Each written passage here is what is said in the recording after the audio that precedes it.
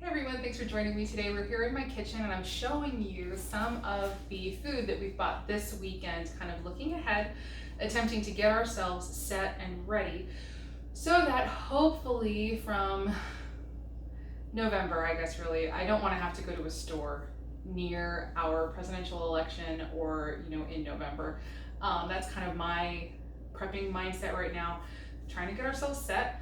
Also, while there are not limits at many stores, so I've actually already started to see some limits cropping up at certain stores, which was slightly concerning to me. So I'm trying to get in there before they start the limits, because it also ends up becoming very difficult to try to prepare for the future when you can't even buy enough to get your family through 1 week at a time, especially when you have a kind of big family of big eaters like we do. Even though we're a vegan family of 5, but we go through a lot of food because we don't eat a lot of processed things, we're not eating a lot of meats, we're eating larger quantities of other foods.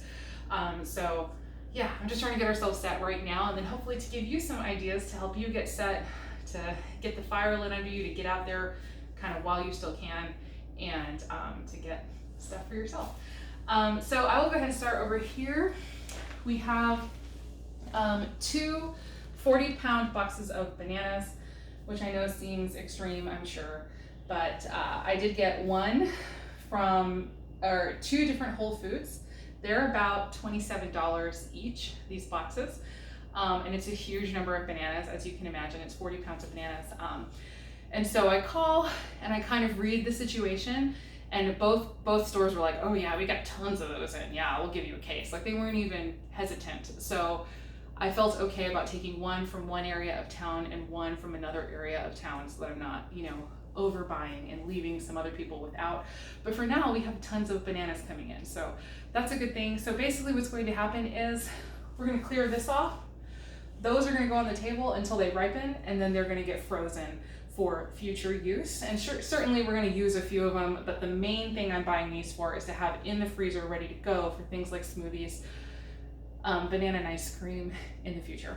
And then also, these other kind of big ticket items, all 3 of these I purchased at Winco.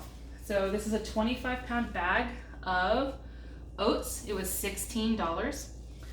A 25-pound bag of white rice, or about $17.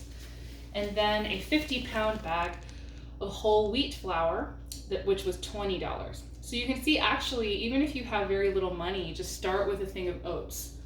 That's quite a lot of food, quite a lot of nutrition in a very inexpensive package, which is one of the reasons I love oats. Oats is probably one of my #1 foods that I would try to store long term if I had to. I'm not set up yet with Mylar bags, oxygen absorbers, all that stuff. I'm choosing to focus my resources on the actual food. I do have a nice big chest freezer. So looking ahead, I'm not expecting anything like the grid going down or anything like that crazy. I'm just sort of expecting potential civil unrest, which is kind of the reason I don't really want to be going out to stores and things like that. So just trying to keep ourselves safe at home, especially too, like if there's second wave stuff going on, we'll just be fine at home. And yeah, so that's what we have purchased so far. White rice does have a longer shelf life if you are looking for long-term storage. It's like 20 or 30 years if it's stored in an oxygen-free environment, like a Mylar bag with some oxygen absorbers. Brown rice goes bad faster because of the oil content that's in the outer bran. Is that what that's called? Bran. So anyway, yes, so that's what I've gotten. And so these will get bagged up and put into individual baggies in our freezer. And that's how I'm going to store those. And then even if power does go out, I guess it's fine. So now also I'm starting to stock up a little bit on canned goods. Again, just a little at a time.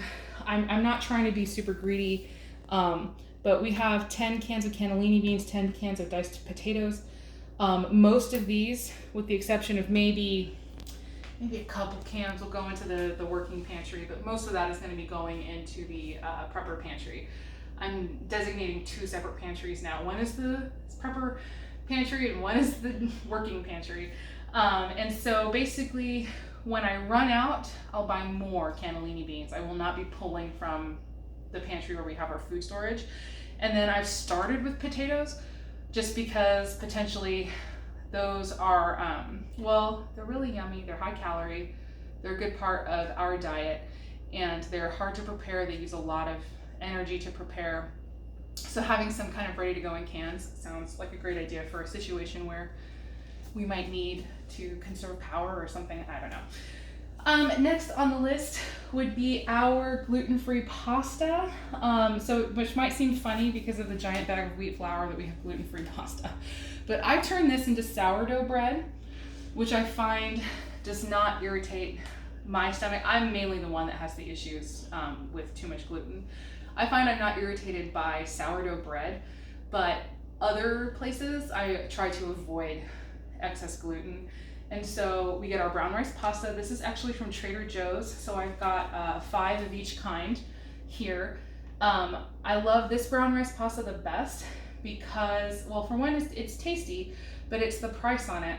It's only $1.99 for a full pound of brown rice pasta, whereas a lot of other places you find the gluten-free pastas, it's like $4 for only 8 ounces. So you really have to check the package size before you buy it, because they also package it in boxes that are the same size as the wheat pasta right next to it, but you're only getting 8 ounces. So I don't know, I feel like it's kind of sketchy, a little bit of a rip-off there. But this one, and it's definitely not the most zero waste option, but it is the budget option. So that's why I still choose it, even though I'm not a fan of all the plastic. But anyway, so a lot of this is gonna go into the prepper pantry, and then some of it's gonna go into our working pantry. Just a couple bags of cereal. My family loves cereal. So with this, I'm not sure which one. I'm just gonna have to ask. Which one do you want to keep and which one do you want to store? I'll ask people, but this is kind of the only, I would have gotten 2 of these, but they only had 1. So I got 2, and it's gonna be the same idea. 1 of these is gonna go into the working pantry, 1 will go into the storage pantry, just to have on hand. And then obviously really classic pantry prepping type stuff, dried beans. I have a lot of dried beans already, but a few more bags here and there, and then we end up with even more food security. I really love taking garbanzo beans in particular and cooking them in my pressure cooker and then dehydrating them and turning them into crunchy, yummy snacks. This 8-pound bag of pinto beans was only $5. So again, you don't have to have a ton of money to start storing food up. So I'll have that go kind of into my dry bean area. And then, we cook through these. I try really hard actually to cook my dried beans before I get into my canned beans. But canned beans are a really handy, easy option to have when you're tired, you don't feel like cooking, you just want to dump something into something. Canned beans are the way to go. And then right here, a couple of cabbages, which probably seems like a weird thing to put. I didn't put most of the kind of just grocery items over here. But I did want to leave these here because it was just a quick reminder that all of this is great, but I feel like one of the most important things that we can store up for ourselves is actually skills. And I turn this into sauerkraut. We eat sauerkraut, so it's a great natural probiotic source for us. Inexpensive. This will make a huge jar of sauerkraut, and this is like $5 worth of organic red cabbage. So learning some food preserving, getting some skills together is another great thing to have in your arsenal, so that, I don't know, this doesn't require any cooking. All it is cabbage, shred it up, throw salt on there, let it sit for a week, you have sauerkraut. Like, it literally is that simple. So, I mean, there's a few steps, of course, but really, that's something that you could look into, and it would be a great resource for you, for your family. Great source of vitamin C, all kinds of goodness in there. Also, I grabbed 1 bottle of alcohol. You're only allowed to grab 1, but thank God it's actually in stores again. I'm trying to grab 1 when I see it. This is got limits on it, which is probably why it's still on the shelf, so that I could get 1. So I'm grateful for that. But this, I am keeping on hand to make our hand sanitizer. Hand sanitizers more and more seem to be getting recalled, which is really concerning to me.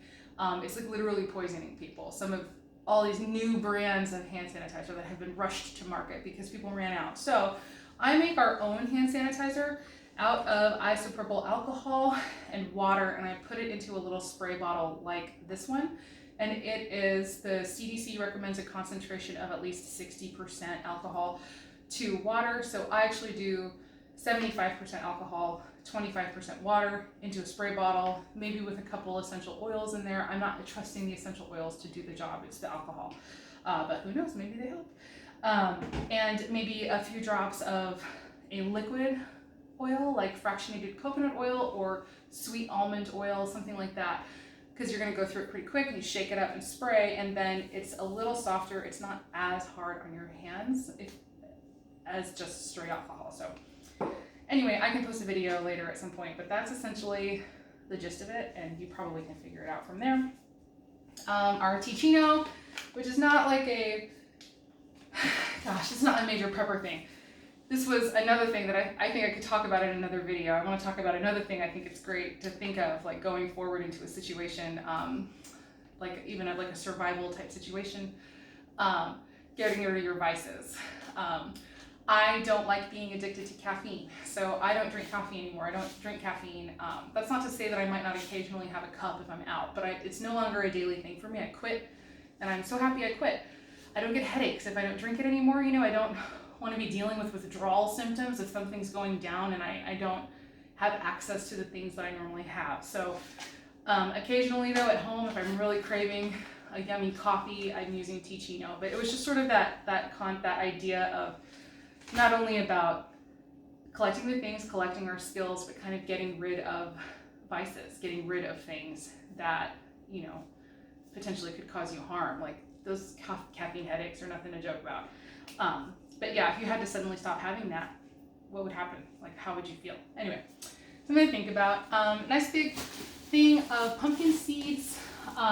Those, they store pretty well, and I'm sorry, I can't remember now what the shelf life is on them. They store better than other nuts, but these are not necessarily for long-term storage. It's for kind of another conversation that I want to have, which might sound funny coming from me as I am, but you know, one of the most important things that we can do is get ourselves physically fit, which is definitely something that I am working towards now and have been working towards. And I'm still on that journey. I have a long way to go. But pumpkin seeds are an incredible source of iron and zinc and all kinds of other amazing nutrients. And so that is like making sure that now you're eating nutrient-rich foods to give your body a good store of all of these nutrients so that you're in a better position if anything should happen. You're at your healthiest and your best. But it's definitely something to think about, and if you're on that journey too, then hey, hopefully we can support each other, because it's definitely not the easiest thing on earth. But the last few things, because I guess the way things are, these jars are getting harder and harder and harder to find. I was actually shocked out of my mind. The Winco that we went to had a ton of jars on the shelf. Like the shelf was full of jars.